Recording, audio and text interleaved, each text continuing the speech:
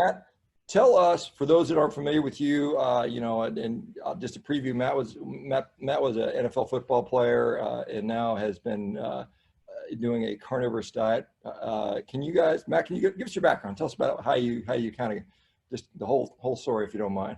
Yeah, no, not a problem at all. So I'll start back, during college football, played at Colgate University. I would say at that time, standard American diet, right?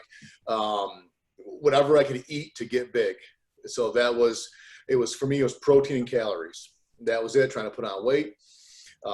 After that, went to the NFL very briefly, and it's kind of the same mindset. We didn't have anybody, nutritionists or dietitians or any of that information.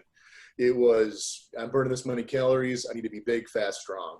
I had a very short-lived career, tore my ACL and MCL twice, same leg, back-to-back seasons. So in doing that, I bounced around a bunch of different NFL teams, never really found a home. So I came back to Syracuse, New York, started a business, started investing in real estate, and really got into, I would say, more health and wellness when my first son was born. Only because, I was doing corporate America, starting a business, had a son. I was working 90 hours a week, 100 hours a week, but I was always tired and wanted to change something up. So I went to a keto style diet and noticed a difference, just an overall leanness, body mass, looked better, felt better. But I was so tired. I couldn't train. I couldn't compete. I wanted to find something to fill the void for football. And I got into jiu-jitsu, mixed martial arts, MMA, boxing. But I just couldn't keep up, to be honest with you. The extra gear was gone for me personally. I looked great, I was lean, but I just didn't have, guys were beating me up, kicking my ass that shouldn't have been kicking my ass, put it like that. So then I just started going down the rabbit hole, right? Probably kind of like you in the carnivore. I got enamored with clinical information, got enamored with results, my buddies that were doing high protein, low fat, vegan, vegetarian, you name it. So I started to go down all these paths. Believe it or not, man, I tried vegan. It sucked. Just couldn't, and for that, there works out there, right? I hammer on these guys who are, vegan and vegetarian, but if the small population, if that works for them, cool. I'm happy for them. But again, I couldn't compete. So what I did is I did like a 6-month window. I only lasted about 3 months on vegan. Went to vegetarian, same thing. It just didn't have that extra gear. Went back to keto. What I noticed, I upped my protein. So I was never really in ketosis, right? Maybe exercise induced, but the more protein I had, the better I felt.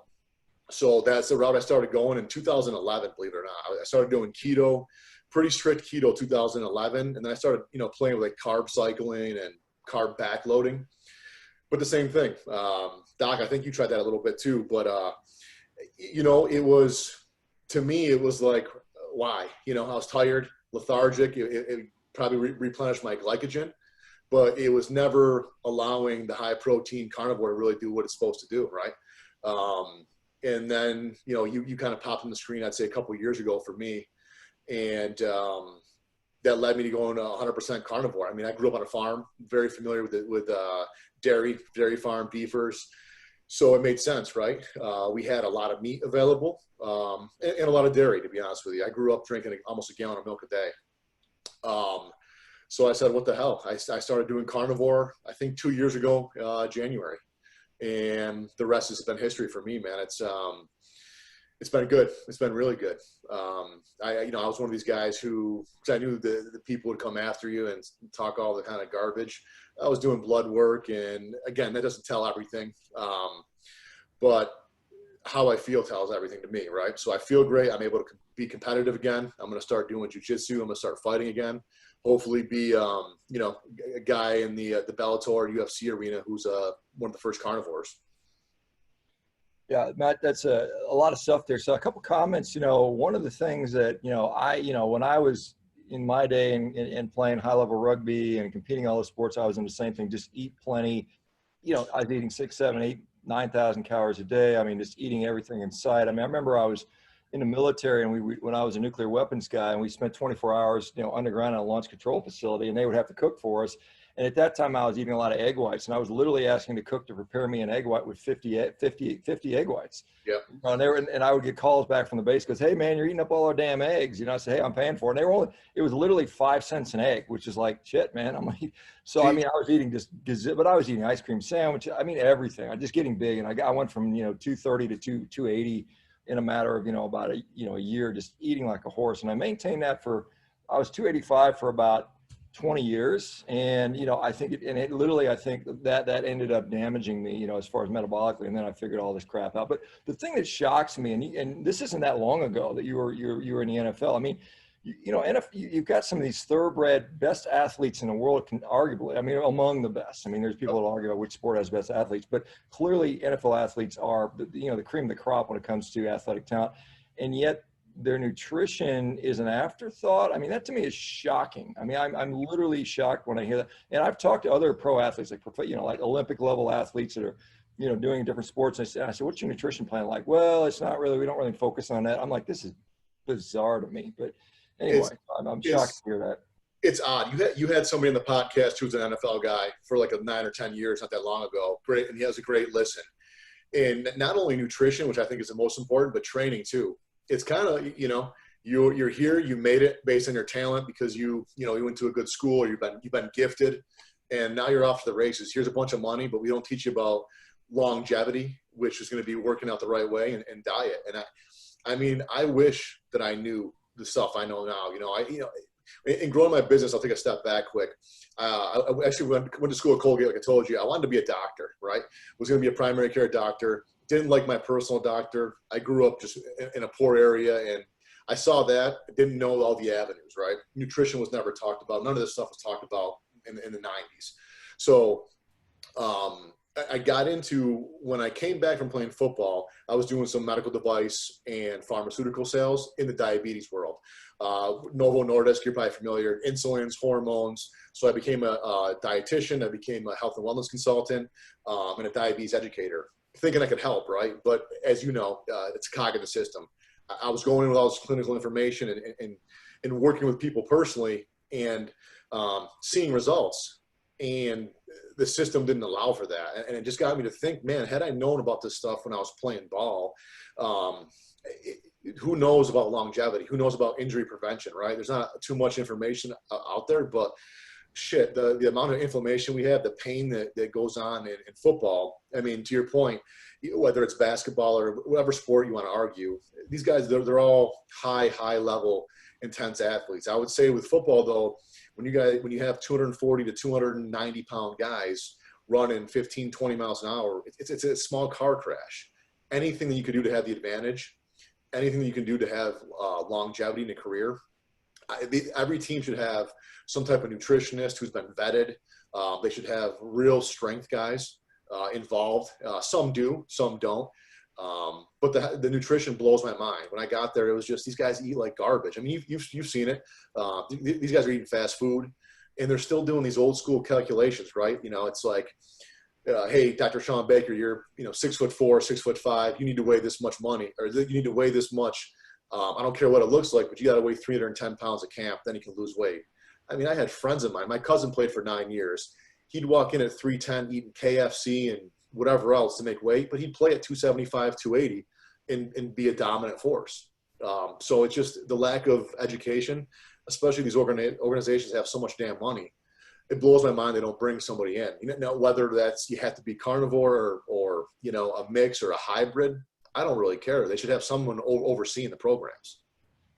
Yeah, I mean, it's kind of a little surprise. Well, not surprising to me. I mean, you wonder if these owners and general managers, and they say, well, the average guy is he's got about 3 or 4 good years maybe, and they're going to capitalize on when they're young, and we're going to pay them less. We're not going to have to pay them as much because you get these veterans are re-signing their contracts, and they're like, hey man, it gets more expensive, so maybe it's cheaper just to burn through a bunch of guys and not care about their longevity. That's being a little bit of a skeptic, but I mean, I just wonder if that's the mentality. Whereas you could, if you feed them right, now let's talk about that, because my speculation when you said have played in the NFL, and then what do you think you could have done? And then we got guys like Danny Sorensen who are actually in the NFL currently saying this, and he's telling me, hey man, there's several guys in the NFL that are now doing the carnivore diet. So it's trickling in. So knowing what you know now, do you think you could have still played at the NFL level while doing a carnivore based diet? There's no doubt. And here's why. It's not just, I don't have any skin in the game, right? I don't get paid one way or the other. So I want to just bring everything to truth and honesty. Reason being, a few years back, I went down to a Bellator workout. They called me up last minute notice. Like I said, I've been doing this diet for a while. So I've competed in terms of grappling and some MMA with very top level guys. Quick insight, my business partner is Arthur Jones, John Jones, who is the light heavyweight champion of UFC. So I've messed around with a lot of these guys, and on my diet now, my recovery is better and my endurance is better. When I was playing football, and again, right, it's easy in hindsight, I was conditioned to go 5-10 second burst, 30 seconds off, right? So my endurance when I first got into all this whole world, it was terrible. If I had to go back, my only difference would probably be I'm going to eat, like you, I play around a little bit, right? I go from ribeyes to strip steaks to leaner cuts. I hunt, so I get a lot of venison. So I'll add, 15, 20 egg whites in here and there. I would eat a lot of eggs, a lot of fish, and high fat. In season especially, I would eat a high fat ribeye, pretty much predominant diet with eggs and salmon. Out of season, I might lean it up a little bit. That would be my approach right now. I work with guys at Colgate, and I tell them, and they're doing it. They're having guys up at the dining hall, to your point, making omelets with 20, 30 eggs, getting cuts of roast beef and whatever, prime rib, whatever they have available. And they're seeing a difference. That's a big thing. The performance is going up. Their numbers in the weight room are going up. So to me, it'd be a no-brainer. I think I'd have a lot, again, from longevity standpoint, who knows if the injury is going to come or not? Who knows? A million ways to speculate that, right? But there's not a doubt in my mind this would be the route that I would go if I could, had a time capsule, could go back and start it fresh. And let's shift gears a little bit, because obviously the athletic stuff is, we can talk about different stuff all day long. But do you find any, as you're, well, I mean, you've had aspirations for fighting, but I mean, you still, like you said, you mentioned you've got a business, a real estate, investment sort of thing that you're doing. Does diet seem to help you with business performance, cognitive performance? Have you noticed any benefits in that regard? 100%. That, again, I didn't know I was ever going to compete again when I was done playing football, right? Had my son and new dad, new business, all that stuff. I started to do this diet as a main reason to have clarity in that kind of afternoon, that 2:30 time. And then honestly, late at night, I put the kids to bed, everyone goes to bed, and I wanted to be up another hour or two. So there's no doubt to me. I don't have the crashes, and I have a lot of mental clarity. And, I need to talk again about fasting and all that kind of stuff. I almost fast naturally, right? Because I'll eat, let's say noon, 1 o'clock, and then a big dinner. And I eat when I'm hungry, and I eat till I'm full. And in doing that, I'm not thinking about it, right? That was the consuming part about eating, I guess I'll call it traditional, right? I'm eating every 2 hours, every 3 hours. It became a part of my day. I had to build it in. Now I get more work done, more time with my family. But from a clarity standpoint, it's night and day difference for me personally. Again, business acumen, it's more like for me, so I have a real estate company, and then I do a recovery lounge. So we do cryotherapy and infrared saunas and float tanks. So it's a lot of different stuff, right? And I try to bring the clinical stuff. And I have physicians that come in that are more of a holistic approach, more on, believe in how you eat. And it's a no-brainer. Whenever I see these people come in and change their diet around, that's one of the first things that they talk about is, wow, I can't believe I feel this well. So to me, it's a no-brainer. Hey, you mentioned that. Let's jump into that a little bit, the alternative recovery things, because I mean, I clearly have seen, as I've been saying for years, and people thought I was crazy for when I first came out and broke world records on the concept too. People thought I was a nut job, and and I was saying, look, my recovery is outstanding. I mean, I get up and train. Well, I train hard every single day for a 53-year-old guy doing stuff that most guys in their 50s just don't do, and I'm I don't have any problem at all doing that. Part of it's just because I've been training my whole life, but I mean, honest, legit, my recovery is outstanding. But let's talk about cryotherapy a little bit, because that's gone back and forth. Some studies show, hey, it seems to be effective at reducing inflammation. Other studies say, hey, it may drive down inflammation, but it interferes with muscle protein synthesis. And so how do you sort of resolve those sort of that conflicting information? I suspect it's timing around when you use it, but talk to us about how cryotherapy is implemented. Yeah, that's a good question. So for me personally, again, I've read all the data. I'm a nerd with that stuff, like you, right? I try to get in books as recommended, but I'm deep in clinical information. So for me, believe it or not, pre-workout, either pre-workout or later in the evening, really helps you sleep and settle down. Post-training, this again, there's information, vice versa. Your body has a natural inflammation process, and I believe in that. You should allow, I don't know what the duration is, you know, we can get into speculation in terms of, hey, should I have a meal within 15 minutes, hour, whatever that is. I don't think you should be doing cryotherapy directly post-workout. There should be some time to let your body naturally recover. That natural process of inflammation is going to help with healing, right? It's going to send that reoxygenated blood to those areas where it needs to heal. With the cryotherapy, we, you know, not to get too medical on it, we work with a lot of people from MS to, you know, arthritis, fibromyalgia, Lyme disease is big up in upstate New York. So we get a lot of people who have like just a lot of chronic inflammation, trouble sleeping. That's big. Our athletes come in and I try to get them on a protocol where it's do it before you work out or do it, you know, later in the evening. There's some studies that show an increased testosterone for a certain amount of time. That's probably why I have my guys do it pre-workout. Gets you invigorated right when you step out, you get a kind of a rush of blood flow, reoxygenated blood flow back to those small joint areas. That's what I found to be the best. You know, again, to your point, back in my day, man, it was hop in the ice tank or hop in the, you know, ice baths. And we always did a post-workout. Again, who knows from a clinical standpoint how good or how not good it was directly post, you know, football. You know, a couple of these studies have come out that said now to get the equivalent of the 3-minute cryotherapy session, you'd have to go about 45 minutes to 1 hour at 45-degree water. Me personally, I don't have the time to do that. And you know what I mean?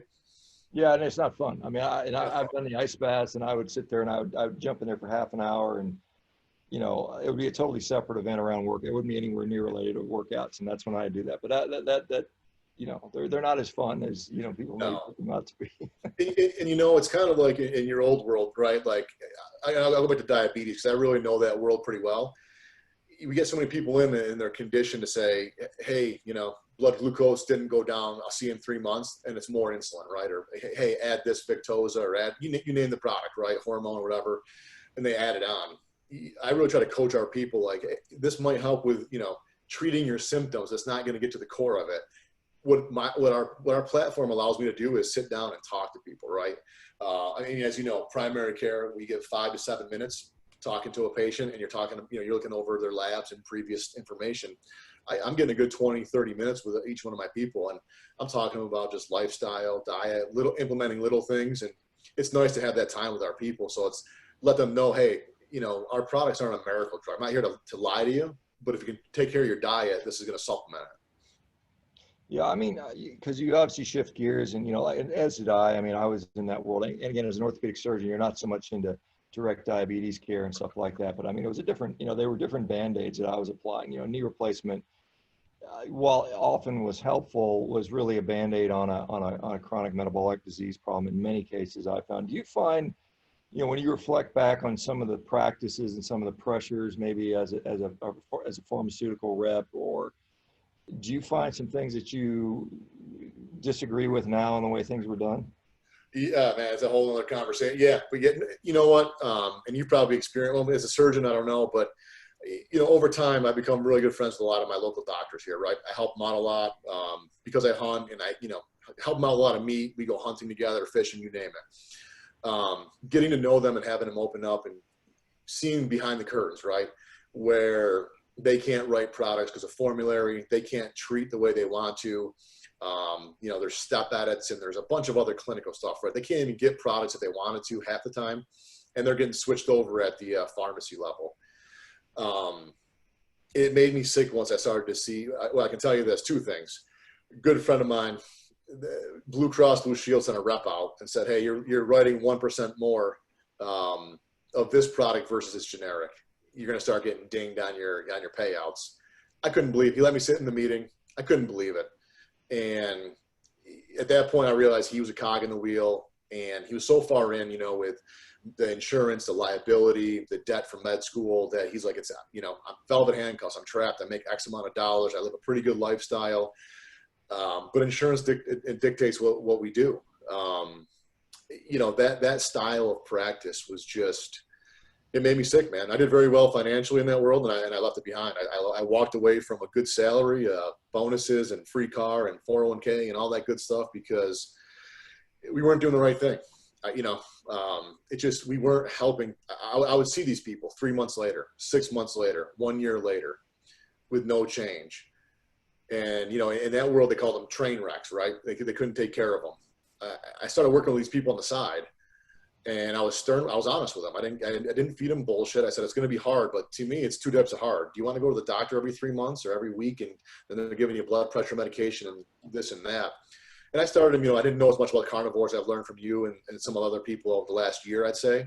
So I'd get them on a keto diet. And I guess there's arguments back and forth, but anyone that just needs to lose weight, to me, that was a good style. You know, they weren't trying to do performance. They were like, hey, I'm 400 pounds and I got to lose weight. Keto was great for those people. Their blood sugar would go down, blood glucose would go down, blood pressure would go down, and I'd have them off medications in 6 months. And I'm like, wait a minute here. There's a better pathway. Now, how do I shift to the education gear, which led me to the recovery lounge? You know, it's an arduous process, right? I gave up a lot, just like yourself. And then, you know, you lose those friendships, right? Friendships that some doctors are like, hey man, you know what I mean? I don't get paid by sending them over to the recovery lounge. You get paid by writing the script. And you see quickly, you know, who's part of the system and who's not.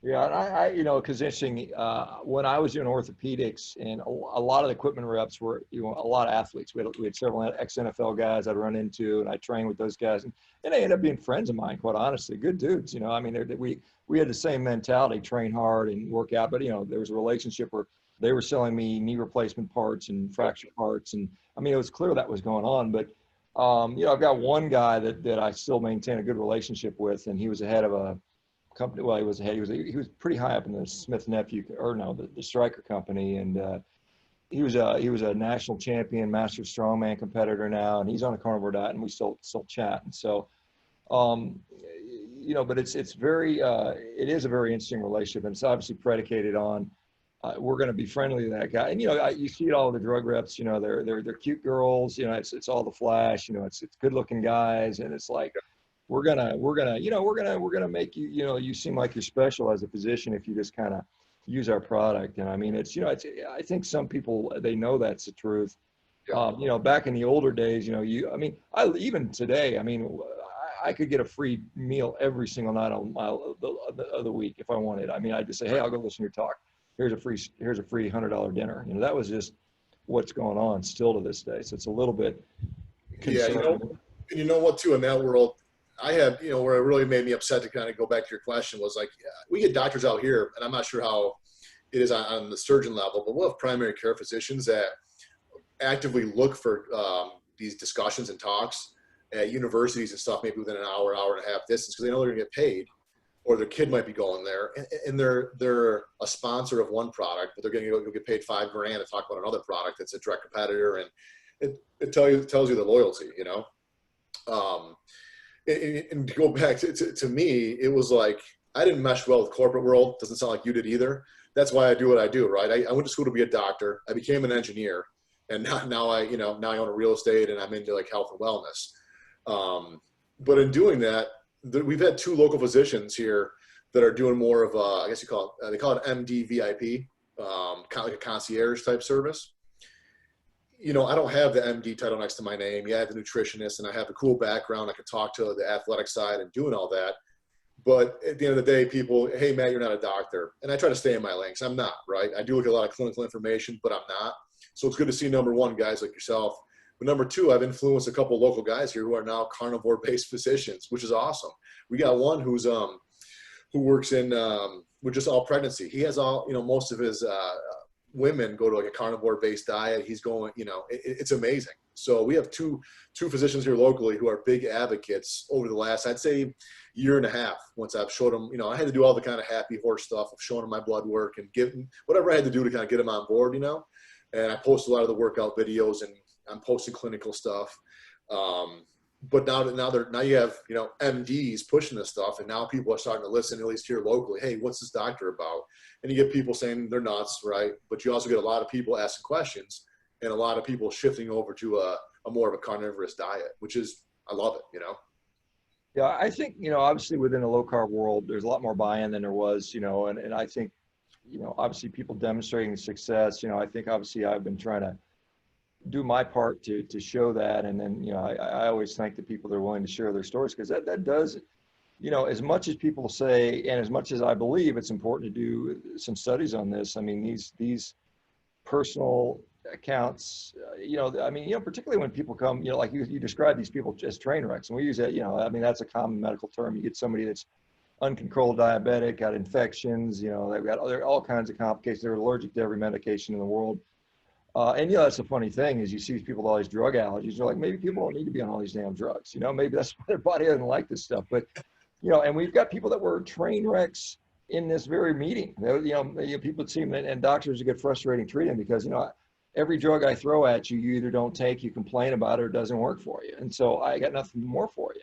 And then we label you a train wreck. And I think that is, you know, and I was guilty of that myself. And I mean, you go back and you just think that's the way you were trained, because it's like, you know, give me a skinny, you know, like, you know, when I used to treat hip fractures, you give me a skinny old little lady, man, I could do one of those in 8 minutes. I mean, literally I could take someone with a broken hip and fix it in 8 minutes. I mean, skin to skin, make an incision, drill a hole, drop the implant in there, line it up, throw a couple screws and, you know, sew the skin back up, done, in and out.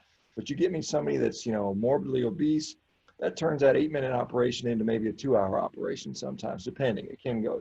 And so you don't want to deal with the train wrecks. You're like, yeah, let's send it down to the next guy, because it's you know, and it's a sad reality, but that's just the way it is, and everybody's like that. I mean, it's just, or you're dealing with somebody that's got so many complications and they're so difficult, and you're like, man, I got 5 minutes.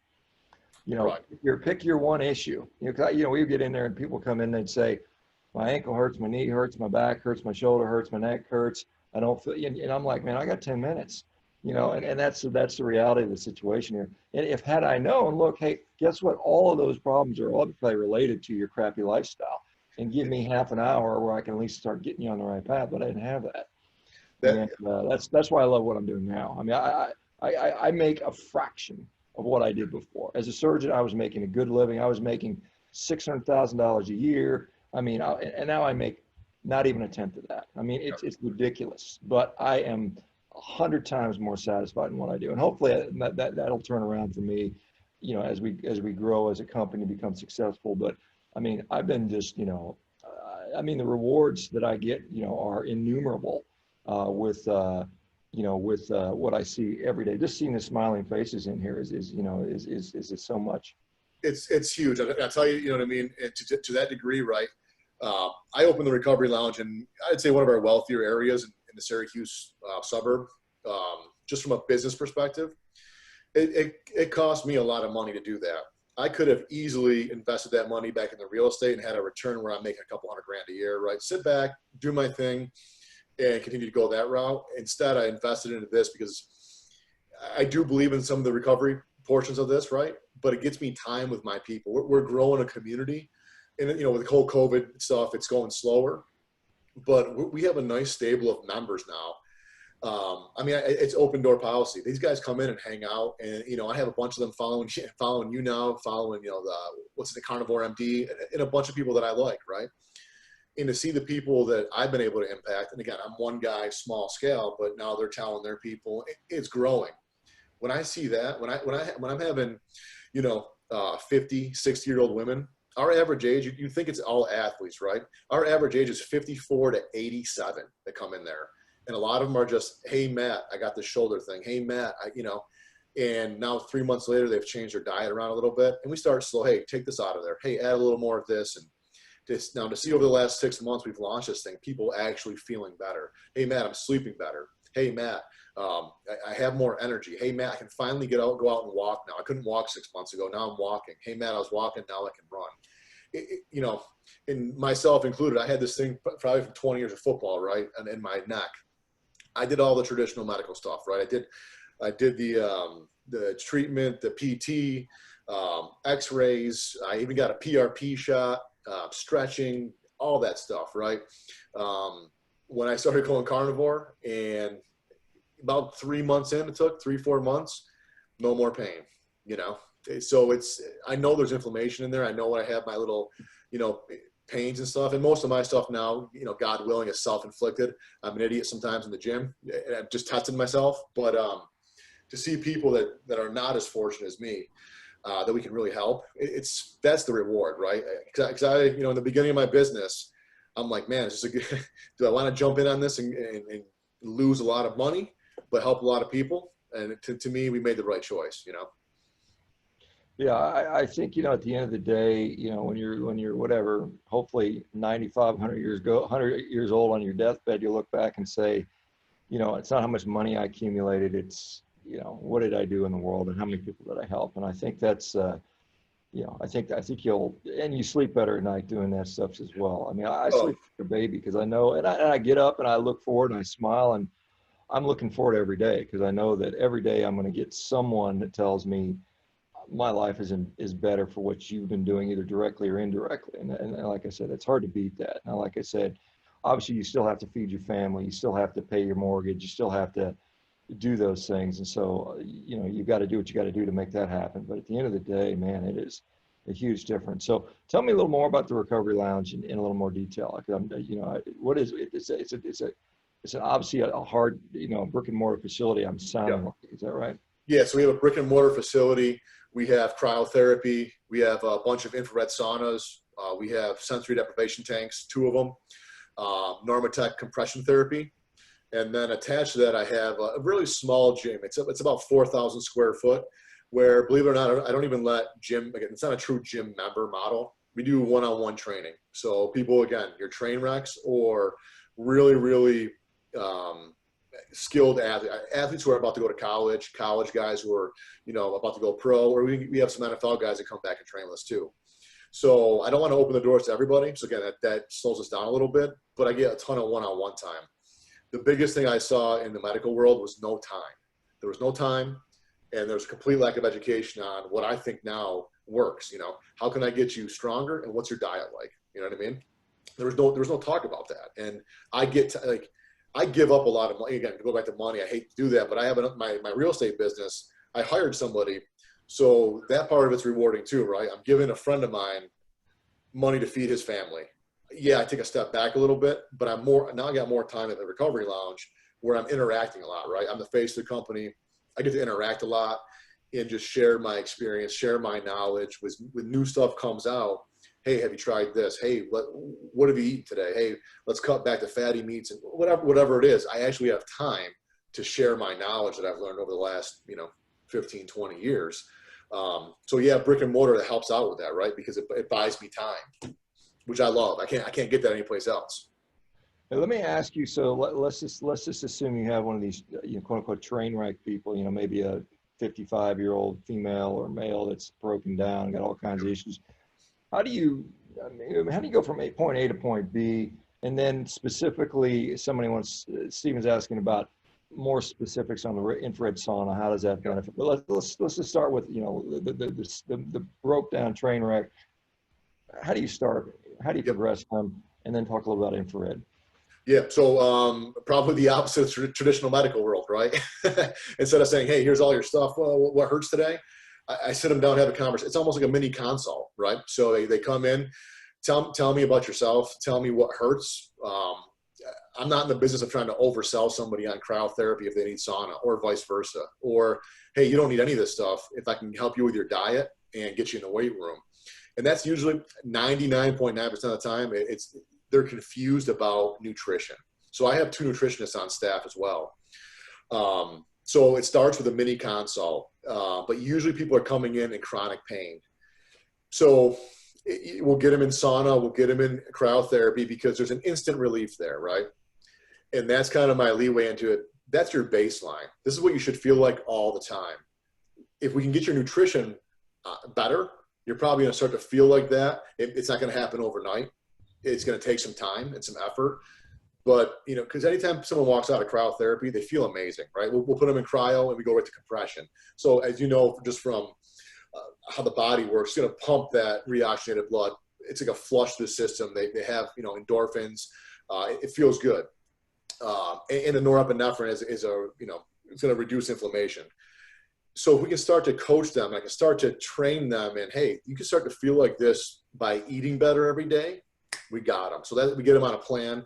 Usually it's some type of diet plan. And then, hey, what's your workout look like? Come in here and walk. So our members can go to our gym. We'll usually have them do like a little warm up, you know, some kind. It depends on their skill level. But someone like that, 55-year-old train wreck, just out walk and I'll talk to you.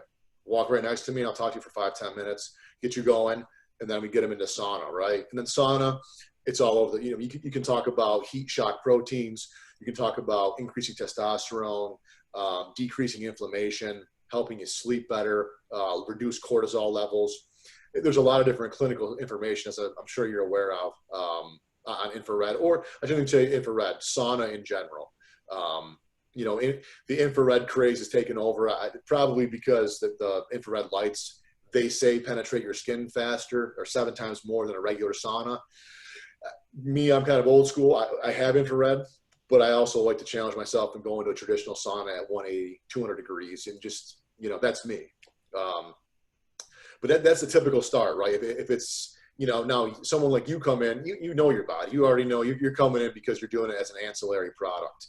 But are people with Lyme or train wrecks or edema or, you know, you name it, it's really individualized. But the process is a consultation first, see what's going on. So I'm not some blanket therapy to everybody.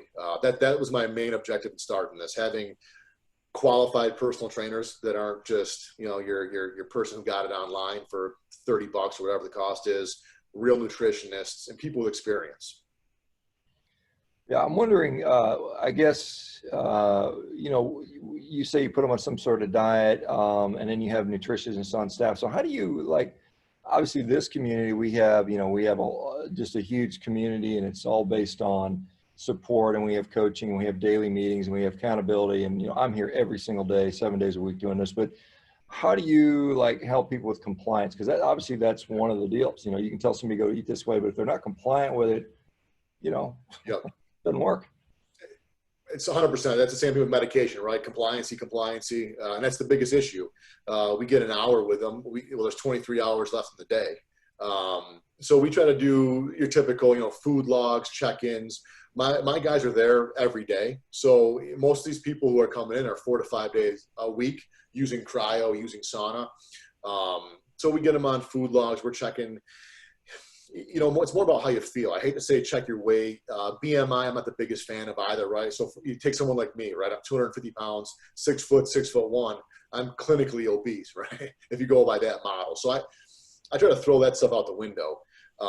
Compliancy, we're like a mini community like yourself. I mean, I'm trying to get guys on your platform as well, like my people, so they can see the stories, have some kind of positive reinforcement.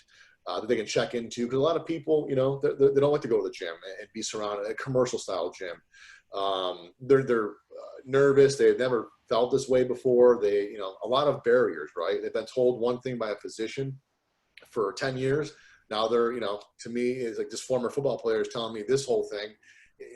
How do I manage it? So what you guys are doing here, I like, because you have, you know, I'm not sure how many people are on here, but you have people that believe into it. You can talk to each other every day. This is way better than a book log, right? Way better than, hey, chart your food for the day for me, because people cheat. I mean, that's just the reality. And you know what? I don't mind if you cheat. Be honest with me, so I can help you, so we can get you on a plan. If you think you need to cheat for the first month, I'll build that in your, you know, you're not me. So I'm strict with mine, and I know my body now. So if I want to have a piece of cake on my son's birthday, I'll do it just to see how my body responds. But for someone who's starting off, maybe I'll build in, you know, 1 cheat meal, 2 cheat meals a week. Let them see how their cravings dissipate over 3 months, and then you know what I mean. So that way their compliancy increases from there. Yeah, I guess when you know, it comes to you know, diet, obviously, and I've never ever said this, that every single person needs to do a carnivorous diet. Now, I think, having said that, I think it's an extremely powerful tool, and maybe the most effective. And I'll be as bold as to say it's probably the most effective dietary intervention out there. But does everybody need to do that? No. So how do you get, when you do find somebody you think that would maybe benefit from going carnivorous, how are you overcoming but what about the fruits and vegetables, that type of stuff? What are you doing with that? So I have two approaches because I got to kind of reel myself back in because I'm pretty just straightforward with these people because I care about it. I really want to help. So they haven't had a stern voice from a physician. Chances are, right? They're coddling them. So I said, listen, do you want, again, it depends on the personality, but do you want to feel like this every day? Do you want to be fat for the rest of your life? Do you want to be, or do you want to make a change? Do you want to see your physician all the time? In my opinion, and I'll agree with you. I've tried all the diets. And I hate the word diet sometimes, but I would try to make it a lifestyle. If you get somebody that can take away all the garbage, all the shit, and go down to just meat, that's ideal to me. And that's what I tell them. I said, hey, look, you're eating so much stuff, you don't even know what's affecting your body. Let's just do this for 30 days, 60 days. And a lot of time, again, I'm fortunate. I hunt, I get a lot of cows. So I provide my people with some meat. So it helps them get started on it. Sure enough, 30 days in, they feel amazing, right? The first week, they're always, it's an adjustment. They're hungry. I'm telling them to eat more, eat more. I'll have them, for me, this is just me. I have them added berries before I add vegetables in. I hate vegetables. I don't know that I've seen anything for me personally. Again, everyone's different. But seasonally up here in New York, it's a little bit different. But they don't seem to affect the diet on a carnivore style. So I said, if you want to cheat or you want to feel something from a little bit sugary, let's add some berries in. And that's the approach I take. I say we got to find what's causing the problem. You don't know because you're eating everything. So how do we know? If you take a soda out, but you're still feeling that, yeah, you might lose 10 pounds from stop drinking soda, but you still have aches and pains. Let's reduce it, and some people aren't the biggest fan of, like, what do you call it, reductionist style diet or elimination diet. But, I don't know that 4 years ago that I was either, to be honest with you, but now it makes the most sense to me. Now, do you have to stay on that, to your point? And I hate to be so blunt, but I could give two shits how many people go 100% carnivore. If it works for you, do it.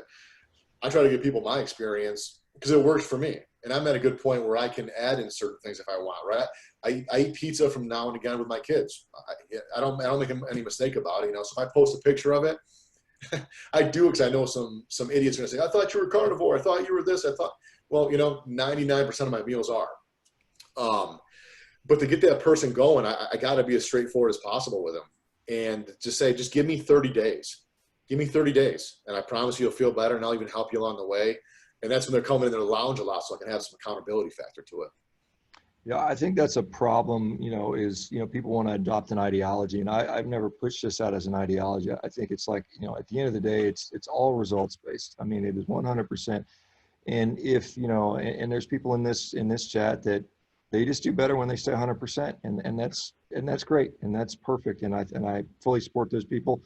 Equally, there are people that do it 95, 90%, and they do great. And so I don't care at the end of the day. All I care about is, getting these people that were, I mean, it literally pains me to go out in public because I just look around, and if I care to observe the people around, it's just like, man, this is sad. I mean, because I see so many people that are obviously, sick in so many ways, whether it's metabolically or, it's just you see it, and it's just like, there is no reason that we as a species should have the majority of us be so unhealthy. I mean, any other species on the planet that had that would be extinct by now. I mean, it would just be, it's just not sustainable. I mean, if you look through, you went through Africa and looked at giant herds of animals, and they were all like walking around real slow and achy and arthritic. I mean, the lions would have a field day, man. The lions would be like, hell yeah, man. And so, but as humans, we accept that. And I mean, it's just absolutely ridiculous that we do this. I agree. And here's the deal. And to go back to diabetes, right? You've probably seen this in your experience. We'll get people that'll lower their blood glucose, and they say they feel sick. And I'm like, you're starting to feel better. You don't know what good feels like. And after a while, it starts to regulate, and then we get their blood glucose lower. There's less insulin. They're off the hormone. They're off whatever the product they are. And they've accepted that, hey, if I go back to my doctor in 6 months, I have my little insulin pen here, and I'll just I'll dial it up a little bit more, or I'll take another pill. And that's what we've accepted, across the board. When you have 1 in every 3 people who are, I guess they call it pre-diabetic. I don't know what your personal opinion is on it. If you're pre-diabetic, you might as well have diabetes, in my personal opinion. So that to me breaks my heart. You go to these airports, you go around. I see, the parents of my kids, and we're going to birthday parties, right? Of course, I'm like the asshole dad, right? Who's like, oh, he's the meathead with the shirt off in the pool, and I'm the only one in there with the kids, right? But it's like, I take care of myself. I'd love to help you guys out if you're willing to listen and try it out. But it breaks my heart to see so many people not willing to listen, not willing to try to take control. That's the one, we can't control much in this world, right? As we've seen over this last 4 or 5 months here. I know California is very similar to New York with policies and COVID and all that stuff.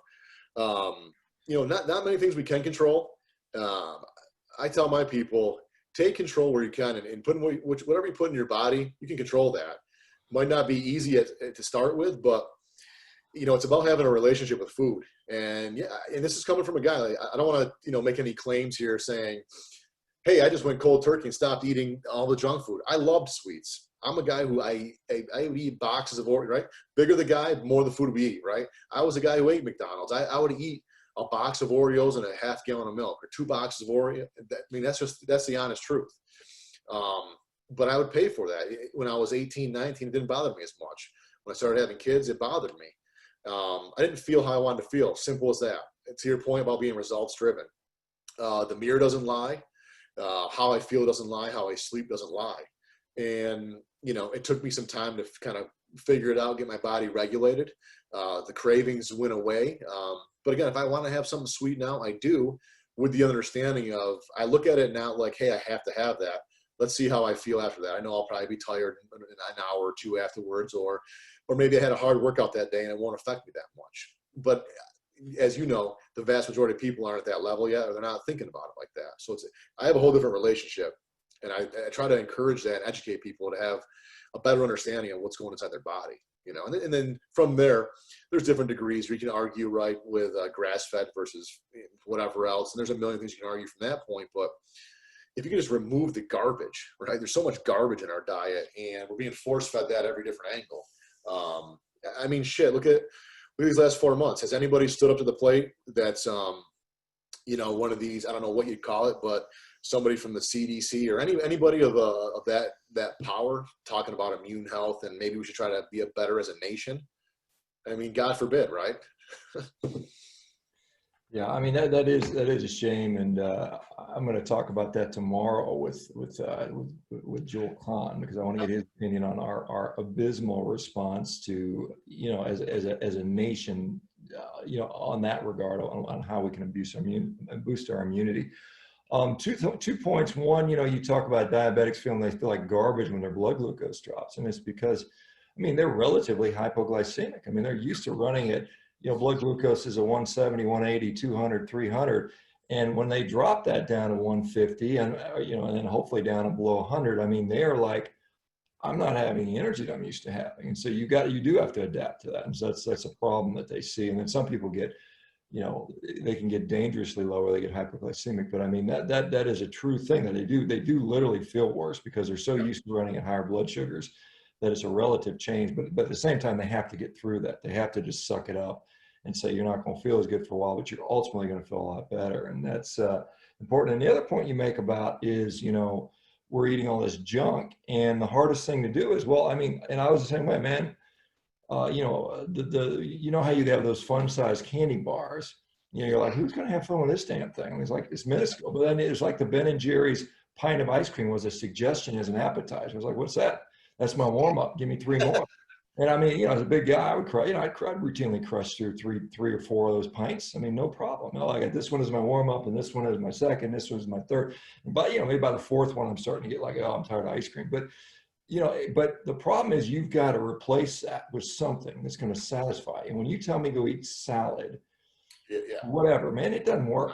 It just doesn't work for so many people. And so when you tell me go eat a ribeye or steak and eggs, I can get behind that. And I think that's why this side has been so successful for so many people, And then we have to get in, you know, there's a saturated fat cholesterol argument, which I think is obviously more nuanced than what we're being told. But You know, and I've been following you. I try to hop on all your, you know, when you first started out, you're doing a lot of, you know, when you're driving, I think when you're moving and you're doing the live videos, which I think helped grow your audience, which is awesome. A lot of the questions that came about was, you know, how much do I eat? And I get that all the time with my people too. And that's the benefit of this style for me is eat as much as you want, especially in the beginning. Eat until you're full. If you're pounding down some eggs and some steak and some fish, let's worry about the rest later, right? Because you're gonna feel better. You're gonna start to, you know, what I don't want you to do is eat one strip steak, be hungry 2 hours later, and then go right back to the candy jar. I'd rather have you eat two or a ribeye and a strip and be satiated to the gills, if you will, and not want anything until tomorrow morning. And then in the morning you're having some eggs, you know, and then you're having some steak at night, and then you start to see the process, you know. And a lot of times, just by day 2 or 3, I mean, I'm sure you've seen this, right? How many people do you know, even athletes, they go out, they'll have a big steak, or I have like a lot of athletes over to my house, and I'll grill up stuff, and they feel better almost instantly, right? And there's controversy over, and I shouldn't say controversy, but you know, whether you're eating elk or venison, like it almost feels like, hey, there's something more to it. But people feel better when they eat steak almost instantly, right? Like they're not, it's a different full than eating a bowl of pasta, right? It's a different full than eating your face off with cake and then being starving and tired and having that blood glucose go up and down. You feel good that night, you feel great the next morning. And that's where we have to get people on 2 or 3 days. They're like, oh, wow, I can eat as much steak as I want. This is crazy, you know?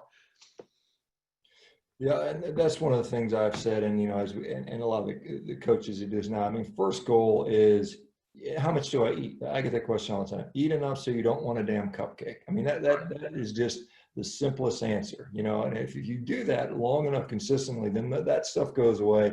Then you can, you know, make some changes if you need to. And many people don't need to, but I mean, I think that's a concept there that, you know, you've got to replace the junk food cravings with nutrition, and you've got to have satiety. So I think that's important. And I couldn't, you know, and I think you talked about you did keto at some point a while, you know, back in the day, and I couldn't had the volume, man. To your point, I'm buying, you know, you should have seen my grocery cart, avocados and oils, and you know, I'm going through these big things of salad, and I'm dumping dressing on it just to get it down, you know. And I'm like, what am I doing here? Then I'm buying like the no fat, no sugar. And I'm like, this is crazy. You know what I mean? Because at the end of the day, what I started doing is adding a big steak on top of the damn salad. And I'm eating that first. And then, you know, how much of the salad I kept getting smaller and smaller. And I started making more and more steak. So that's where it just went off for me. You know, it was a no-brainer of how I felt. But, you know, people always say, wasn't it expensive to eat like that? It can be, or it's what you make out of it, you know, and it all depends on where we are financially. You can, if you're able to buy it in bulk, you know, that's what I do, right? I'll go get a cow, or like I said, I'm fortunate. I know everybody can't hunt, so I try to leave that out of the equation. But it's not atypical to go buy something in bulk and get it for $3 a pound, $3.50 a pound. Or there's nothing wrong with ground beef, man. Ground beef is readily accessible. It's cheap. It's easy. Eggs are cheap. You know. Yeah. I mean, it's definitely affordable. And we had this nice. I mean, I've had the discussion back and forth about grass finished versus grain finished, and you know, I'm until I see compelling evidence. In other words, I'm going to say eat what you can afford, and you know, and again, I think there's great arguments to be made for regenerative agriculture from an environmental aspect, and I think we should support it. And I've said this over and over again, but when it comes to human health, we need to do what actually works for us and what we can demonstrate.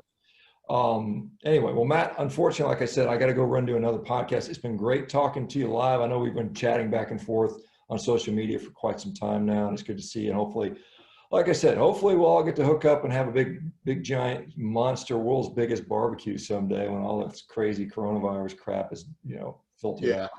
I would love to. I was supposed to go out to California, man. I was trying to link up with you earlier. I have a buddy out there who's now runs like a boxing gym type thing. So if we can make that happen with your community, man, I'm not sure. I think people are all from all over the country, but my door is always open, man, and I got lots of meat. So I'm looking for, well, anyway, I'm always good for that. So, all right, everybody, thank you so much. If you haven't filled out the survey, knock out the survey. It was the beginning of the chat. I'm going to shut this thing down, and thanks, Matt, good luck to you, and look forward to talking to you again. Okay. Thank you guys. I appreciate it, Doc. Thank you guys. Sure. Bye-bye, everybody.